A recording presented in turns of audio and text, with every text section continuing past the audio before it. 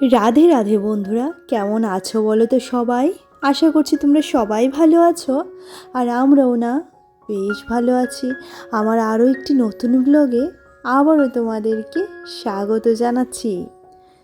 ঘড়িতে বাজে এখন দুপুর একটা, আর এই মুহূর্ত থেকেই আমি আমার ভিডিওটা স্টার্ট করলাম। সকাল থেকে শুরু করা হয়নি, কারণ সকালটা অনেকটাই ব্যস্ততম ছিল। দেখে তো বুঝতেই পারছো, অনেক কিছু ধোয়াধুয়ি কাছাকাছি করেছি, তো সেই কারণে না সকাল থেকে ভিডিওটা শুরু করতে পারিনি।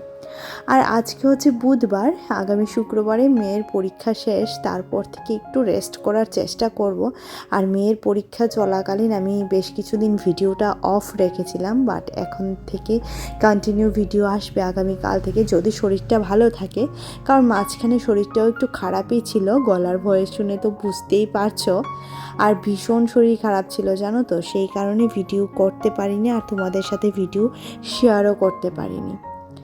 আর এদিকে দেখো, আমি সমস্ত জামা কাপড় আরও অনেকটা কিছু ধুয়ে নিয়ে এদিকে চলে এলাম। জানি এগুলি আজকে শোকাবে না, আগামীকালকে শোকাবে, তো তারপরে এগুলি ধুয়ে দিয়েছি। আগামীকাল আবার একটু সকালে রোদে দিয়ে দিলেই শুকিয়ে যাবে।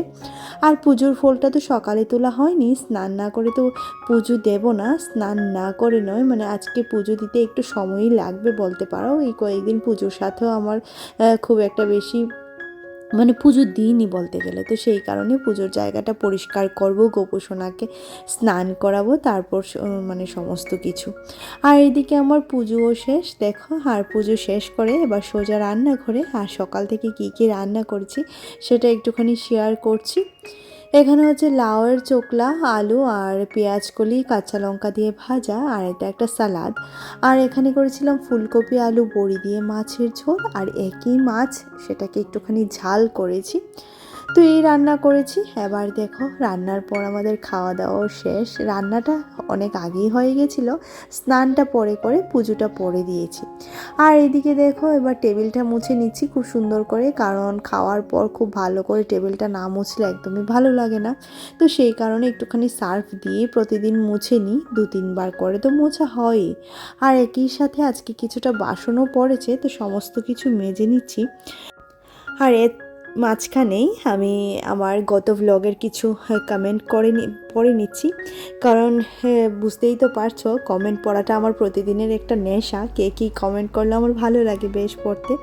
তো শ্রেয়া সেন মমের শ্রাবন্তী বলেছিলেন, সবার আগে চলে এলাম গো দিদিভাই, অসংখ্য অসংখ্য ধন্যবাদ যে এত সুন্দর করে আমাকে মানে কমেন্ট করো বা আমার ভিডিও দেখো তার জন্য। আর এদিকে ডেলি লাইফ কুকিংয়ের দিদিভাই বলছিল, শীতকালে টমেটো ধনেপাতা দিয়ে মাছের ঝাল খুব ভালো লাগে। মিঠির পুতুলটা আমার কিন্তু বেশ ভালো লাগলো সুতপা, আমি কিন্তু এখনও পুতুল কিনি জানো। বেশ ভালো লাগলো ব্লগ, অসংখ্য ধন্যবাদ দিদিভাই। পুতুল আমারও প্রিয়, আর মিঠির এই একটা নয়, আরও অনেক কিছু আছে, সেটা তোমাদের সাথে শেয়ার করব। তারপর অথেন্টিক বেঙ্গলি ব্লগ থেকে দিদিভাই বলছিল, মাছের ঝাল রান্নাটা খুব ভালো লাগলো, আজ ফার্স্ট টাইম দেখলাম, ভালোবাসা রইল, অসংখ্য অসংখ্য ধন্যবাদ। আর এদিকে মনের ঘরে টুম্পার সাথে দিদিভাই বলছিল, এই শীতকালীন সবার ঘরে একই অবস্থা, খুব ভালো লাগলো। সত্যি শীতকালীন জামা কাপড় গোছাতে এত যে বিরক্তি আসে যে কি বলবো। তারপর রুম্পা দিদিভাই বলছিল, সকাল সকাল তোমার ভিডিও দেখে নিলাম, অসংখ্য ধন্যবাদ দিদিভাই। আর এই যে দেখো, তোমাদের সাথে কথা বলতে বলতে রান্নাঘরের কাজটা শেষ করে মিঠির পড়াটা একটু দেখছিলাম, কারণ সে টিচারের বাড়ি যাবে। আর তারপর এদিকে ছাদে চলে এসেছি, একটুকু শোয়ার টাইম নেই জানো তো, একটু শুলে বিকেলবেলা ভালো হয়, কারণ খুব সকালে ওঠা হয় তো একটুখানি শুলে মনে হয় রেস্টটা একটু হয়, কিন্তু সেটা না আর সময় করে ওঠা হয় না। তো সেই কারণে আর এইগুলার সাথেও 2-3 দিন ধরে দেখা ছিল না, তো সে ভাবলাম এইগুলাকে জল দিতে আসি, এবার জল দিয়ে গিয়ে ঘর মুছবো, ঘরটা ঝাড়ু দেবো, সন্ধে দেবো, পুজো দেবো, মানে সন্ধ্যের কাজ বাজ তো আছেই। তারপর আজকে মেয়ের আবার বায়না হয়েছে, সে নাকি একটুখানি মোমো খেতে যাবে। তো বেশ কিছুদিন ধরে বলছিল, পরীক্ষার জন্য অ্যাভয়েড করছিলাম, যেহেতু আর একটাই পরীক্ষা রয়েছে আর এটার চাপটা এতটা বেশি নয়, তো সেই কারণে ভাবছি আজকে ওকে একটুখানি মোমো খাইয়ে আনাই যেতে পারে, তাই না। আর এদিকে ওর পাপার সাথে কথা বলতে বলতে ঘরটা ঝাড়ু দেওয়া হয়ে গেছে। আর মনিকা দিদিভাই খুব সুন্দর করে আমাকে আরও একটা কমেন্ট করেছে, যেটা না পড়লে না হবে। তুমি ভালো তো সুতপা, আর ভিডিও আসবে না বললে আমি কিন্তু মিস করব তোমাদের। আমি জানি দিদি ভাই তুমি আমাদের মিস করবে, আমি বলেছি 2-3 দিন ভিডিও আসবে না। আর এক্সামের আগে মানে এই ভিডিওটা তার আগের ভিডিওটারও 3 দিন পর আমি দিয়েছি, কারণ আমি এতটা সময় পাইনি তো সে মানে মেয়ের পরীক্ষার জন্য, সেই কারণে।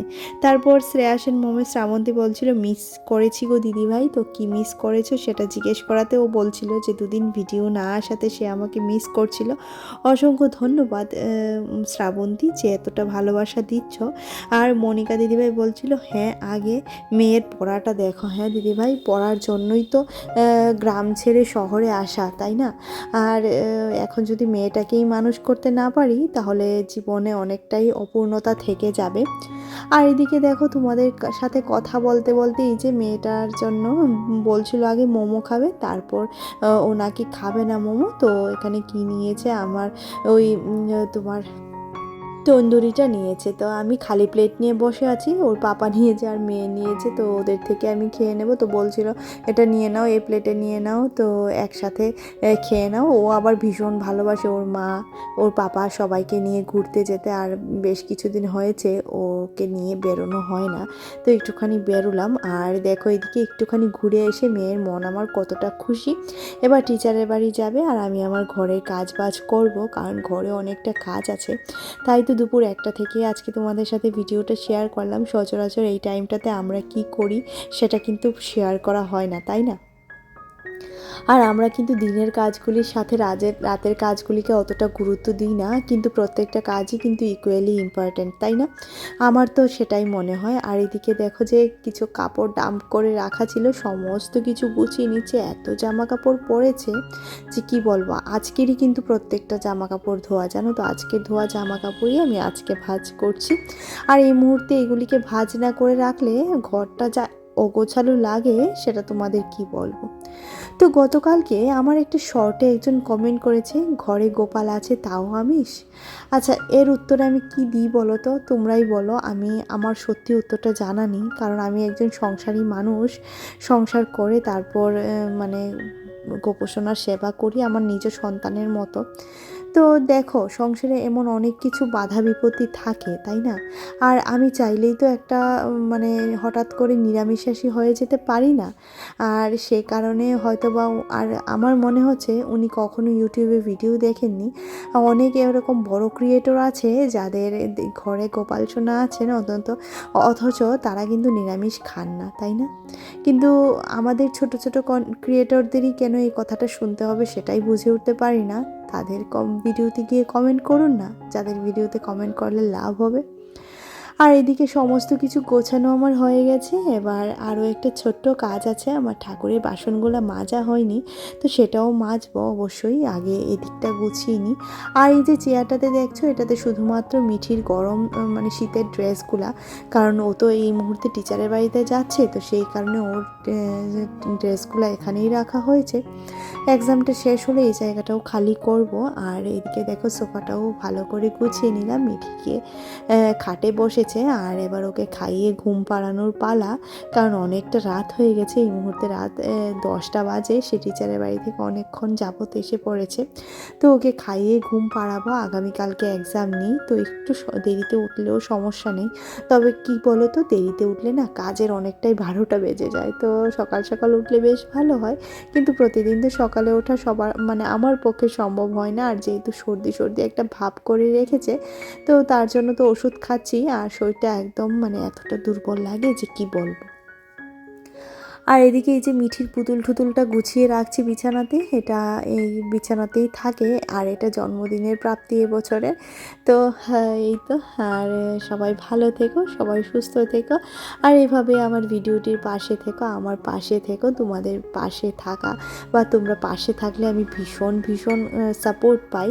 আর বেশ 2 দিন পরে আবারও একটা ভিডিও শেয়ার করছি, এখন থেকে আশা করছি কন্টিনিউ করব, যদি শরীর ভালো মন ভালো থাকে তাহলে। আর এদিকে দেখো এই ঘরের টেবিলটাও একটুখানি গোছগাছ করে নিচ্ছি, আর একটু টুকটাক কাজ তো করেই নেব। এদিকে এই ঘরের বিছানাটাও একটু টান টান করে নেব, এটা রাতের কাজই একেবারে বলতে পারো। তো সেই কারণে না আর মানে একদম তাড়াহুড়ো করে কাজটা করে নিচ্ছি। এবার খাওয়া দাওয়া করে ঘুমানোর পালা, এই তো আর কি।